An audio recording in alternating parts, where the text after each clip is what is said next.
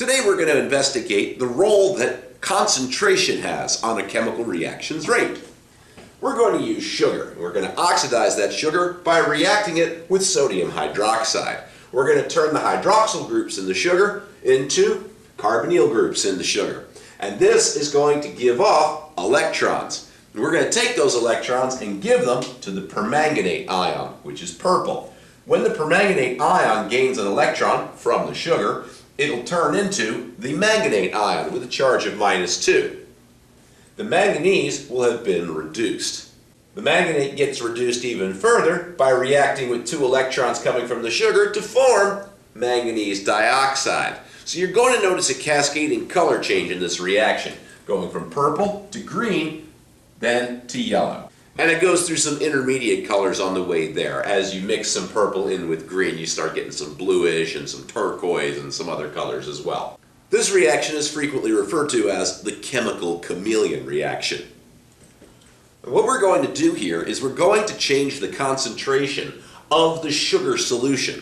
All other concentrations will remain constant. We're going to use 5 milliliters of a constant concentration of potassium permanganate. We're going to use 20.0 milliliters of 0.5 molar sodium hydroxide. For our first trial, we're going to use undiluted sugar solution. In the second trial, we're going to dilute the concentration down to half of its original value by taking that 20 milliliters, making it half sugar and half water. And then we're going to cut the concentration in half again, 5 milliliters to 15 milliliters of water. Now, what do you think should happen as the concentration decreases? Before you start your lab, create a hypothesis, an if, then, because statement that tells you what you're going to predict as a result of this lab. The equipment you're going to use for this lab includes 3 graduated cylinders, each of different size. One of them labeled with how much NaOH you're going to use, one of them labeled with how much potassium permanganate you're going to use, and the other one labeled for sugar and water. You'll also need a bottle of distilled water.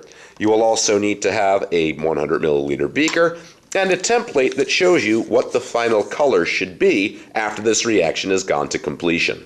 Your chemicals are set up here in the fume hood, and you'll fill up the graduated cylinders one at a time, starting with 20 milliliters of sucrose. Remember, you want the bottom of the meniscus to be right on the 20 line. If it's not there, use one of these little barrel pipettes to adjust the level. We'll remove some sucrose, and then we'll add it back until we have exactly the amount that we need. Put the excess back in the container that says excess sucrose. Next, you're going to measure out 20 milliliters of sodium hydroxide.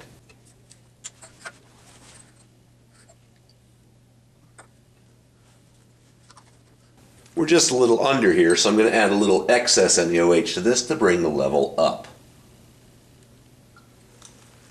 The 5 milliliters of potassium permanganate will be added directly from the excess KMnO4 using the barrel pipettes.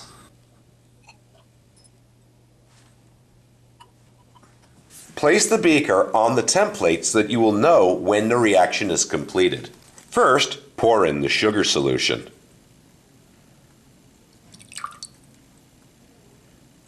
And then you're going to add the other 2 solutions at exactly the same time. The instant these solutions hit the sugar solution, start timing on your stopwatch.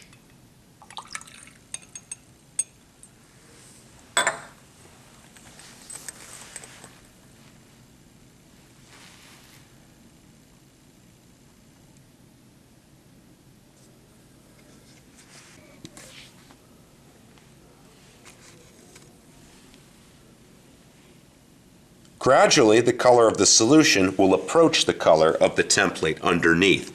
When it matches, stop the stopwatch. At this point, the color matches. Stop your stopwatch. Notice how the shade of the solution now completely matches the template. Rinse your chemicals down the drain, washing with plenty of water.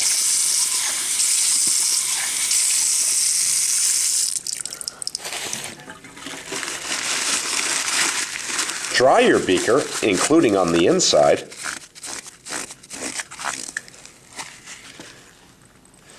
and then repeat the procedure once more.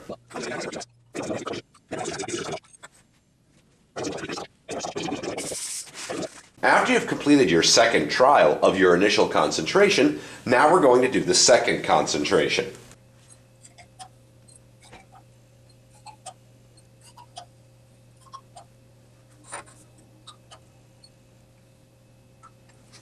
So the amounts of KMnO4 and NaOH will remain the same as before. During the first trial, we measured out 20 milliliters of sucrose. Now we're going to measure out 10 milliliters of sucrose. Again, using the pipette to adjust the level. To keep the total volume of solution used as a control, we're going to dilute this up to 20 milliliters using distilled water. Repeat the procedure as with your first concentration. Add the sugar first, and then add the other two chemicals simultaneously.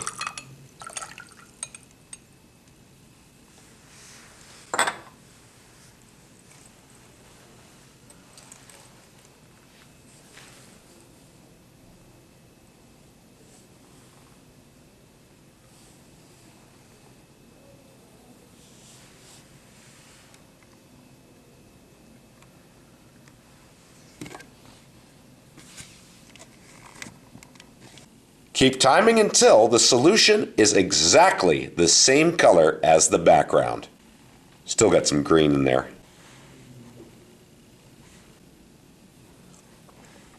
The solution is now the same hue. Stop timing. The time shown here is for demonstration purposes only. Your time may vary. Once again, dump your solution into the sink and rinse with water.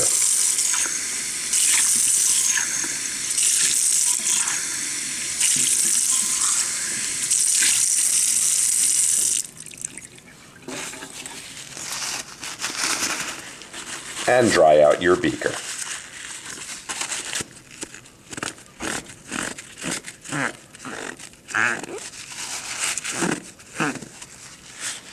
Then do your second trial at 10 milliliters, then repeat the procedure, except this time only put in 5 milliliters of sugar and dilute it with 15 milliliters of water, and then continue the procedure, doing it twice until you've got data, 2 sets of data for each concentration of sugar.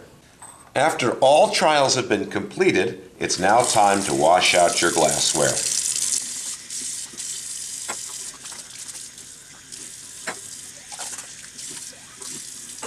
Now dry your glassware.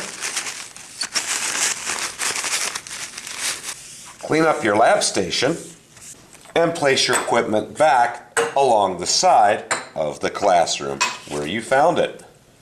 That way it's ready for the next group who comes in. Okay, now that you've got all your data recorded, you can answer the supplementary questions on a separate sheet of paper.